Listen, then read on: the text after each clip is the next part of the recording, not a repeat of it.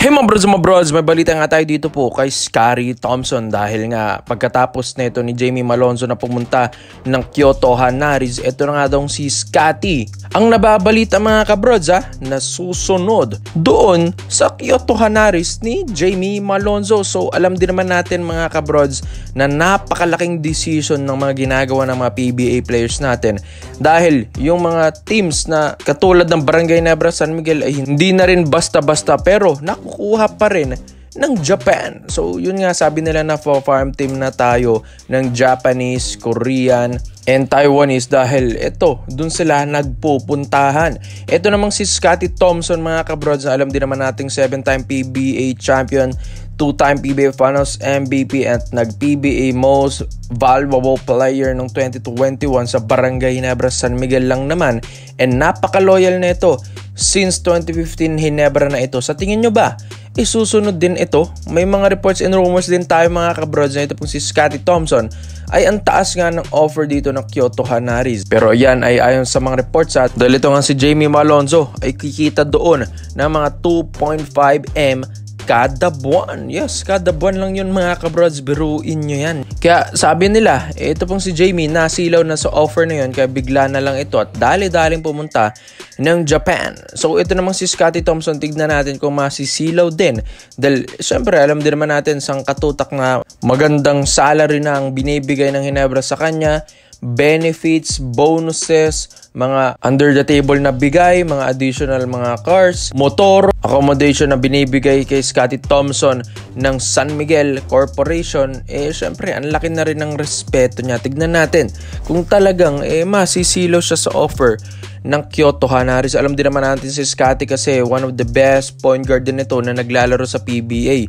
Hindi hamak naman talaga at di na rin tayo magugulat kung o-offeran din ito pong si Scottie sa Japan. Alam din naman natin dito sa Japan, ang ganda rin ng patakbo ng liga dito. Bukod sa maganda ang sahuran, ang ganda rin ng patakbo ng liga. Walang farm team, walang luto sa laro, walang game fixing. Kaya ito, dito na nagre-resulta na naiiwan na tayo, nababehind na tayo sa iba't ibang liga dahil ang PBA ay kulang pa nga daw sa improvement and sa bigayan ng salary kulang rin mga kabrods. Kaya 'di ba, hindi naman sila magpupuntahan sa ibang bansa kung hindi ganito ang liga natin, 'di ba mga kabrods? So itong si Scottie, napakalaking decision ito kung ito ay aalis na rin ng Hinebra. Si Jamie Malonzo nga, star player na rin ng Hinebra, face ng Hinebra, future na yun ng Hinebra, pero nakuha pa rin ng Kyoto Hanaris. Ito pong si Scottie, alam din naman natin, nasa edad 32 years old na rin at 10 years na rin naglalaro sa Hinebra, baka nga ito ay hindi niya itutuloy ang pag-Japan. Alam din naman natin,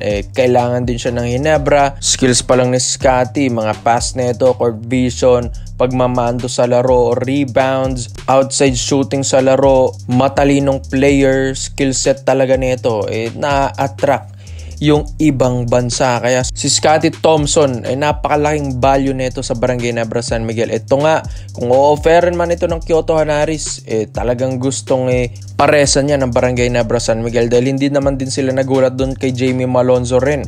Yes mga bro, sabi nga rin ni Coach Tim Con, matagal na itong nagbababalak na pumunta ng Japan. Ito pong si Jamie. Kaya ito, hinayaan na lang nila. Si Scottie, wala naman din itong balak din mag-ibang bansa. Dahil nagsimula ang karir niya sa Hinebra, dito rin niya tatapusin. Kaya if ever man na ito ay magpunta ng Japan, siguro nga mga bro, ang katutak na offer ang bibigay sa kanya doon. Pero sa taas ng respeto niya sa Hinebra at respeto rin ng Hinebra kay Scottie, ay baka ito ay mahihirapang mag-transfer ng liga mga brods. Kaya komento mo lang ang opinion mo dito mga brods at isa natin yan. Dito naman po tayo sa kabilang naman natin mga brods, Kevin Kiambao, ang 6'5" power forward ngayon na naka-line up sa Gilas Pilipinas na hawak ni Coach Tim Con. Alam din naman natin na sa pag-alis ni Jamie Malonzo sa Hinebra, ito pong Barangay Nebra San Miguel naghahanap na rin ng mga power forward, gunners at wings. Yes mga kabrods, sa big man department biglang nawala si Malonzo, kaya itong si Kevin Kiambao ay ito ay napupusuan ni Coach Tim Con. Alam din naman natin si Kiambao yung dream nito ay makapag-NBA, 'di ba nga hindi ito at nabigo nga ito sa lineup doon sa Stockton Kings. Yes mga kabrods, na isa rin sa mga coach doon. Ito pong si Coach Jimmy Alapag. Natulungan man ni Coach Jimmy si Kevin Kiambao mga kabrods, kaso na fell short ito sa final lineup na naglaro ng Summer League sana sa NBA. Kaya itong si Kevin Kiambao, non-stop pa rin ang dream nito. Pero sa katagalang nahahawakan nito ni Coach Tim Cone sa Gilas Pilipinas, napapamangha na rin ito pong si Coach Tim at gustong kausapin ng maayos si KQ. Yes, alam din naman natin na napakalaking bagay ni KQ sa Gilas Pilipinas at dun din nakita ni Coach Tim Cone na why not ito ang ilagay nila sa Barangay Nebra San Miguel, knowing na wala na rin si Malonzo. Di hamak naman daw kasi na si KQ nga mas may potential, mas may skills ito kay Malonzo dahil consistent nga ito pong si Kevin Kiambao simula ito nung Lasal. Ito nga naglalaro ngayon sa KBL sa Goyang Sono Sky Gunners. Alam din naman natin magandang liga doon, magandang sahuran. Ang Ginebra gusto ring ofera ng malaki. Ito pong si Kevin Kiambao, para nga ma-draft nila ito sa rookie draft 2025. Pero hindi man ito pipilitin. Yes mga bros, hindi ito pipilitin ng Barangay Nebra San Miguel. Ito ay baka sakali lang na pumayag ito pong si Kevin Kiambao ay titiba-tiba talaga ang Barangay Nebra San Miguel dito. Biruin mo yan, Kevin Kiambao, skills pa lang nito mga kabrods. Outside shooting, pagdating sa rebounds, bigay mo na rin sa kanya. Jumper, magandang footwork din sa ilalim. Matalinong player, yes, pass first itong si Kevin Kiambao, kaya nga ito yung maganda sa kanya. Taas talaga ng basketball IQ nito, tapos physicality nito sa laro, maganda na rin. Yung depensa rin mga kabrods, maayos na rin para kay Kevin Kiambao.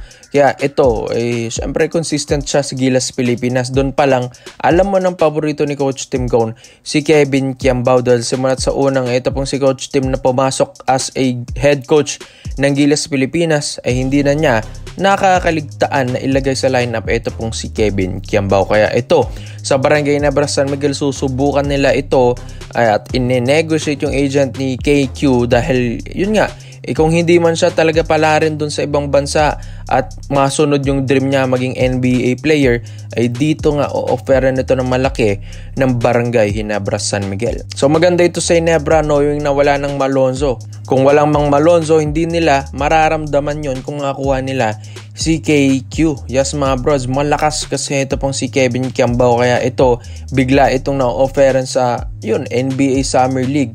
Hindi naman ito basta-bastang player rin. Dahil maski sa Goyang Sono Sky Gunners sa KBL, gumagawa rin talaga ito doon mga kabrods. Kaya ito pong former UAAP champion na ito ng De La Salle University mga kabrods and former UAAP two-time MVP. Sa tingin nyo mga kabrods, dapat bang i-push ito ni na Coach Tim Cone at ng Ginebra Management na ma-draft nila si KQ? Kaya komento mo lang mo dito mga brods at isa-isa natin yan. Salamat po sa panonood mga brods. This is Kings Basketball. Yun lang, I'm out.